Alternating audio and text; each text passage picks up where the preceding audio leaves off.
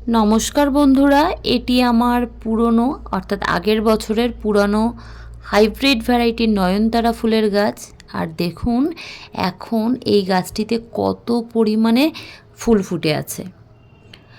তো দেশি ভ্যারাইটির নয়নতারাগুলোতে প্রচুর পরিমাণে ফুল হয় আর বছরের পর বছর বেঁচেও থাকে, কিন্তু হাইব্রিড ভ্যারাইটির নয়নতারাগুলো একটু সমস্যার সৃষ্টি করে। তাও দেখুন আমার এই পুরনো গাছটিতে কত পরিমাণে ফুল হয়ে আছে, আর গাছটার চেহারা দেখুন। বন্ধুরা, যারা আমার চ্যানেলে পুরনো তারা কিন্তু সবাই কম বেশি এই গাছটিকে চেনেন। আর দেখুন এই গাছের গোড়ায় মাটিটা কত ঝুরঝুরে, একদম পরিষ্কার পরিচ্ছন্ন। তো দেখুন এখানে যে জৈব সার আমি ব্যবহার করেছি সেটি দেখেও আপনারা চিনতে পারছেন যারা ব্যবহার করেন। আর যে সমস্ত বন্ধুরা এই গাছের পরিচর্যা সম্পর্কে বা এই গাছের যে জৈব সার আমি ব্যবহার করেছি সেটি চিনতে পারছেন না, অবশ্যই ভিডিওটি শেষ পর্যন্ত দেখুন, তাহলেই বুঝতে পারবেন। নমস্কার বন্ধুরা, আমি শান্তনা। আপনারা দেখছেন ইউটিউব চ্যানেল শান্তনার খুশি গার্ডেন। বন্ধুরা, এখানে গার্ডেন রিলেটেড বিভিন্ন রকম ফুল ফল সবজির গাছ আমি আমার এই চ্যানেলে নিয়ে আসি আপনাদের সামনে। আর কি পরিচর্যা করি, কিভাবে ফুল ফল সবজি ফলে, সেই সমস্ত ছোট্ট ছোট্ট ভিডিও এখানে তুলে ধরি। তো এখানে যে হাইব্রিড ভ্যারাইটির নয়নতারা ফুলের গাছটি আপনারা দেখতে পাচ্ছেন, দেখুন কত পরিমাণে ফুল হয়ে আছে।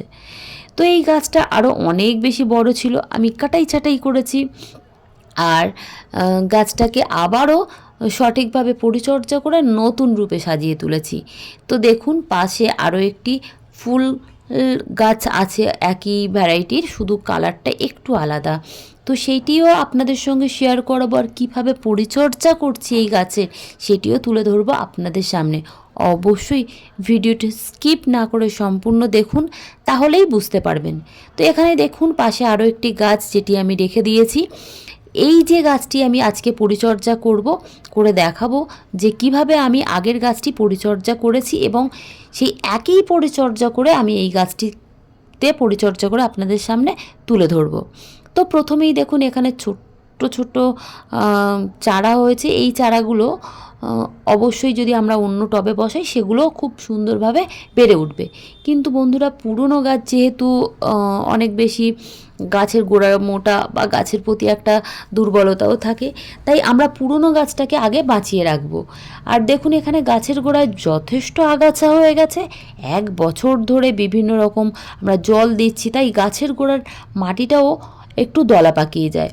এবার দেখুন আমরা কি করব, প্রথমেই যে কাজটা করব, এখানে গাছের গোড়ার মাটি বা এই যে আগাছাগুলো হয়েছে এইগুলো না বন্ধুরা প্রথমেই পরিষ্কার করে দেব।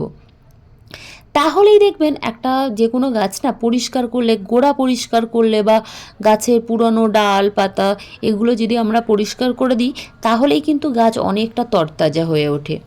এবার এই যে গাছের গোড়াটা খুঁজতে গিয়ে একটা জিনিস খেয়াল করলাম, এই গাছের গোড়ায় কিন্তু প্রচুর পরিমাণে কেঁচো হয়ে গেছে।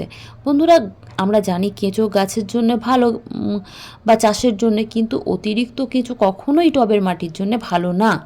একটা সময়ের পরে গাছটা মারাও যেতে পারে, আর সবথেকে ব্যাপার প্রচুর পরিমাণে কেঁচো হয়ে গেলে না সেটা দেখতেও ভালো লাগে না। তাই প্রথমেই আমি আমার গাছের উপরের বেশ কিছুটা লেয়ারের মাটি আমি তুলে নিচ্ছি।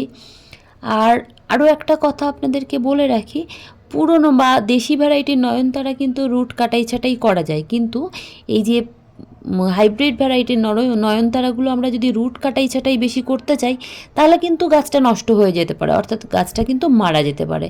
তাই কিন্তু আমরা কখনোই এই গাছে অতিরিক্ত রুট কাটাই ছাটাই কখনোই করতে যাব না। সেক্ষেত্রে আমরা কি করব, ওপরের লেয়ারের মাটিটা সম্পূর্ণভাবে যতটা সম্ভব তুলে নিয়ে নেব। এবার তারপরে জৈব সার প্রয়োগ করব। হ্যাঁ বন্ধুরা, যে কোনো গাছ আমরা যদি বছরের পর বছর বাঁচিয়ে রাখতে চাই, সেক্ষেত্রে কিন্তু কখনোই রাসায়নিকের দিকে গেলে হবে না। অবশ্যই আমাদের গাছগুলোতে জৈব সার প্রয়োগ করতে হবে, এবং এমন জৈব সার প্রয়োগ করব যে সারগুলো আমাদের কিন্তু খরচের দিকটাও খেয়াল রাখবে। অর্থাৎ সেই সার আমরা প্রয়োগ করব, গাছে পর্যাপ্ত ফুল নেব, কিন্তু তেমন কোনো খরচ আমরা করব না। এখানে ছোট্ট ছোট পুরনো ডাল যেগুলো ভেঙে আছে বা একটু খারাপ হয়ে গেছে সেগুলো অবশ্যই গাছ থেকে সরিয়ে দেব। এবার চলুন দেখে নেওয়া যাক যে আমি কি সার প্রয়োগ করছি।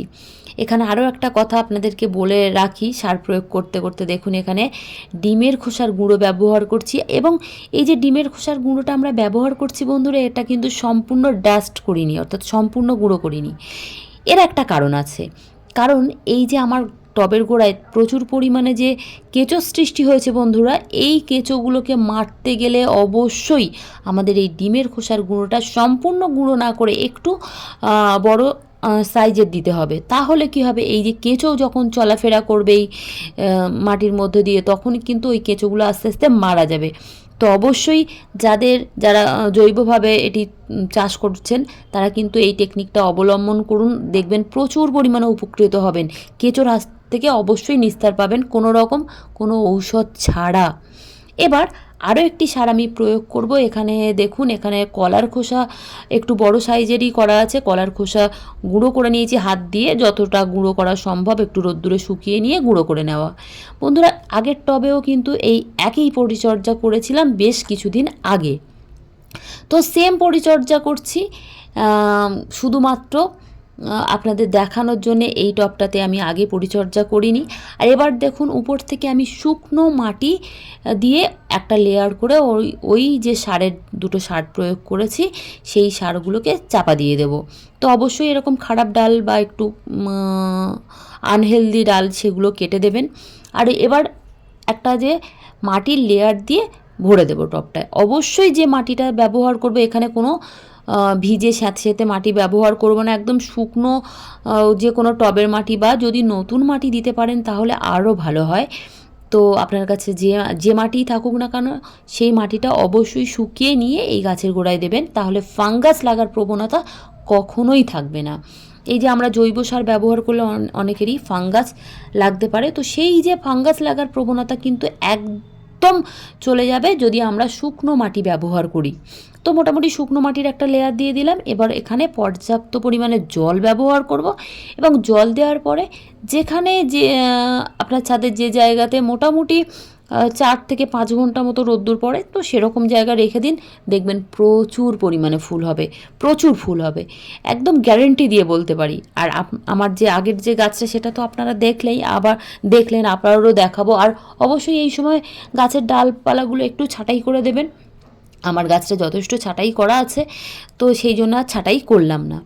তো আপনারা দেখবেন ছাঁটাই করার পরে নতুন এই গাছের মতো নতুন ছোট ছোট শাখা বেরোবে, এবং সেই শাখা কিন্তু প্রচুর পরিমাণে ফুল নিয়েই বার হবে। তো বন্ধুরা, এই ছিল আজকে ছোট্ট একটি ভিডিওটি যারা সম্পূর্ণ দেখলেন তাদেরকে অসংখ্য ধন্যবাদ। সকলে সুস্থ থাকবেন, ভালো থাকবেন, সকলকে আজকের মতো টাটা।